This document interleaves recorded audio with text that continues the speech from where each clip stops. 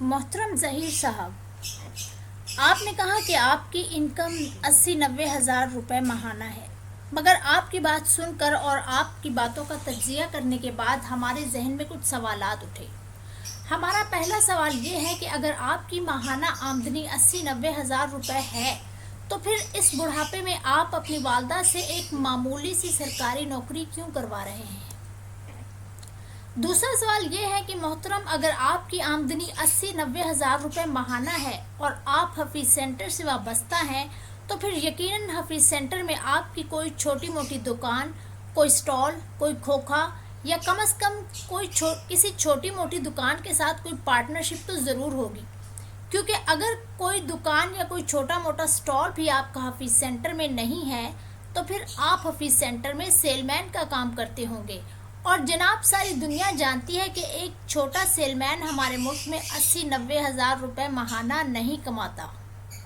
چلیں ہم مان لیتے ہیں کہ آپ موبائل کی سیل پرچیز کا کام کرتے ہیں اور آپ کی کوئی دکان بھی نہیں ہے، تب 80-90 ہزار روپے ماہانہ کمانے کے لیے آپ کا کوئی آن لائن پلیٹ فارم تو ضرور ہونا چاہیے، کوئی موبائل شاپ، کوئی ویب سائٹ، کوئی چینل، کوئی فیس بک پیج وغیرہ۔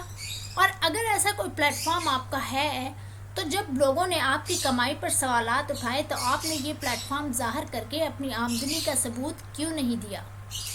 تیسرا اہم پوائنٹ یہ ہے کہ جو شخص 80-90 ہزار ماہانہ کماتا ہے، عام طور پر اس کا کوئی بینک اکاؤنٹ ضرور ہوتا ہے، تو آپ نے اپنا بینک اکاؤنٹ اور اس کی بینک سٹیٹمنٹ لوگوں کو کیوں نہیں دکھائی کہ بھائی دیکھو یہ ہے میری آمدنی کا ثبوت؟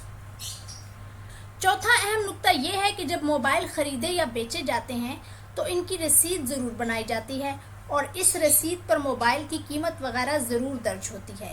بھائی کیا آپ صرف کسی ایک مہینے کی رسیدیں دکھا سکتے ہیں جن سے یہ واضح ہو کہ آپ نے ایک ماہ میں 80-90 ہزار روپے کا بزنس کیا تھا؟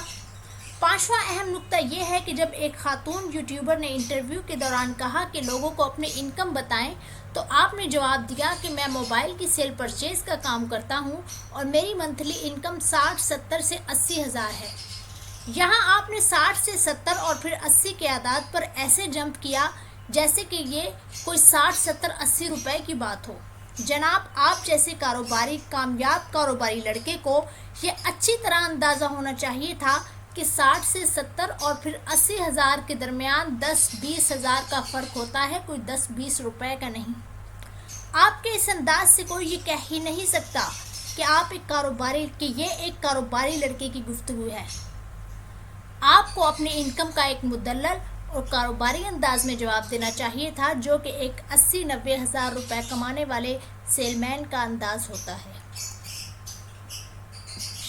ایک اور قابل غور نکتہ یہ ہے کہ آپ نے انٹرویو میں کہا کہ آپ بہت کم بولتے ہیں۔ محترم، سیل پرچیز کا کام کرنے والے کا تو کام ہی بولنا ہوتا ہے، اور اس نے تو بولنے کی باقاعدہ پریکٹس کی ہوتی ہے کہ اسے لوگوں کو قائل کرنا ہوتا ہے کہ وہ اس کی پروڈکٹ خریدیں۔ تو یہ کیسا کامیاب سیل مین ہے جو بہت کم بولتا ہے؟ اور جو کچھ تھوڑا بہت وہ بولتا ہے اس میں بھی اعتماد کی ذرہ بھر جھلک موجود نہیں ہوتی۔ انٹرویو کے دوران جب آپ کو ہینڈ ویو کرنے کے لیے کہا گیا تو آپ نے انتہائی شرمیلے انداز میں کیمرے کی طرف دیکھ کر تھوڑا سا ہاتھ ہلایا۔ محترم، آپ سیل پرچیز کا کام کرتے ہیں اور سیل پرچیز ایک پبلک ڈیلنگ ہے، اور ایک کامیاب پبلک ڈیلنگ کرنے والے مرد یا لڑکے میں بلا کا اعتماد ہوتا ہے۔ وہ کیمرے کے سامنے یا لوگوں کے سامنے شرمیلے انداز میں ہاتھ نہیں ہلاتا۔ آپ کبھی آنکھوں میں آنکھیں ڈال کر بات نہیں کرتے، حالانکہ سیلر پرچیزر کی تو سب سے پہلی ٹریننگ ہی یہی ہوتی ہے کہ اسے آئی کانٹیکٹ کیسے بنانا ہے۔ محترم، آپ جب بھی لوگوں کے سامنے آئے، آپ کی باڈی لینگویج کسی طرح بھی 80-90 ہزار روپے کمانے والے ایک کامیاب سیلر پرچیزر کی باڈی لینگویج نہیں تھی۔ مزید قابل غور نکتہ یہ ہے کہ اگر آپ سیل پرچیز کا کام کرتے ہیں تو یقیناً آپ نے سیل پرچیز کی ٹریننگ بھی کہیں سے لی ہوگی، اور ایک سیل مین کی ٹریننگ میں سب سے پہلے اسے یہ بات سکھائی جاتی ہے کہ اس کا ظاہری حلیہ اپ ٹو ڈیٹ ہونا چاہیے، کیونکہ یہ تو مارکیٹ کی ڈیمانڈ ہوتی ہے۔ آپ کیسے موبائل ڈیلر ہیں بھائی کہ جو مارکیٹ کی ضرورت کو بھی نہیں سمجھتا؟ کیونکہ جب آپ پہلی بار میڈیا کے سامنے آئے، آپ کا حلیہ کسی گاؤں میں رہنے والے ایک معمولی پڑھے لکھے لڑکے جیسا حلیہ نظر آیا۔ निकाह के बाद जो पहली वीडियो आपके सामने आई, इसमें भी आपने एक फरसुदा सा लिबास पहन रखा था। हालांकि 80-90 हज़ार कमाने वाला लड़का, जिस पर अभी घर की कोई जिम्मेदारी भी नहीं है और जिसकी माँ समेत घर के सभी अफराद कमाते हैं, इस लड़के के पास कोई अच्छी पैंट शर्ट या अच्छी शलवार कमीज़ और वेस्ट कोट ज़रूर होनी चाहिए थी, जो इस मौका पर पहनी जा सकती। माफ़ कीजिएगा, आपका लिबास, यहाँ तक कि आपके पैरों में पहनी चप्पल भी आपकी गुर्बत की चुगली खा रही थी और ये वाज़ेह कर रही थी कि आप माहाना 80-90 हज़ार कमाने वाले कामयाब सेलर परचेज़र नहीं हैं।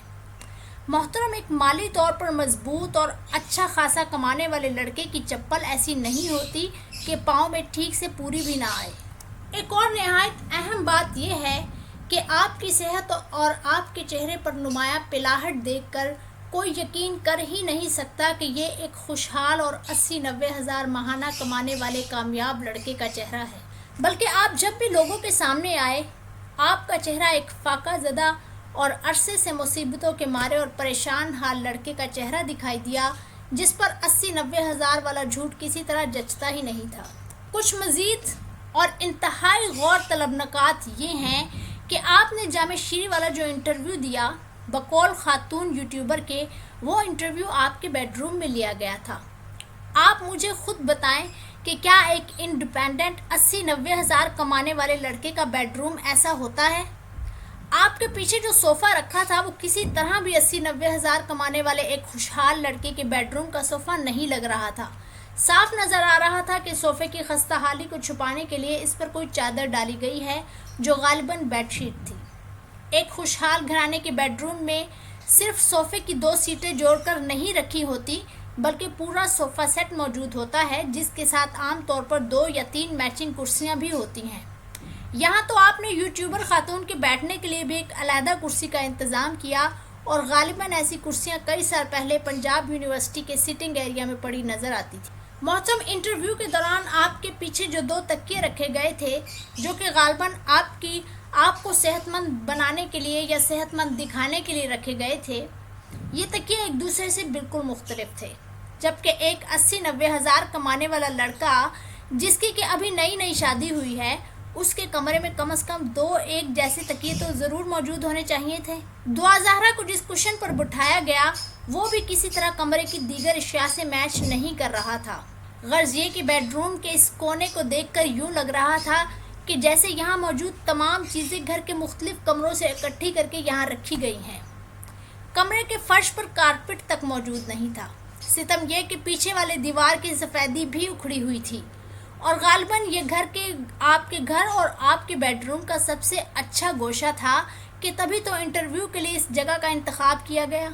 एक और काबिल गौर बात यह है कि बेडरूम को पूरा क्यों नहीं दिखाया गया और कैमरे को एक मखसूस कोने तक क्यों महदूद रखा गया।